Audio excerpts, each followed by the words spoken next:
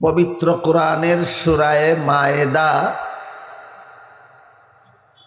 এই সূরায়ে মায়েদার ৩ নম্বর আয়াতের একটু অংশ আমি আপনাদের সামনে তিলাওয়াত করেছি।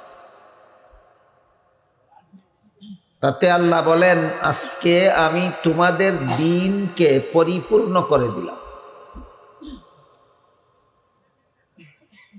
আমাদের দ্বীনকে আল্লাহ এখানে পরিপূর্ণ করে দেওয়ার ঘোষণা দিয়েছে।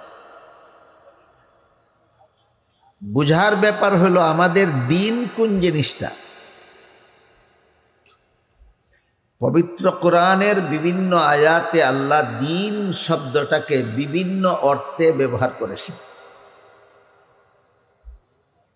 সবগুলি আয়াতে আল্লাহ দ্বীন শব্দকে একই অর্থে ব্যবহার করেননি। যেমন ধরুন, সর্বপ্রথম কোরআন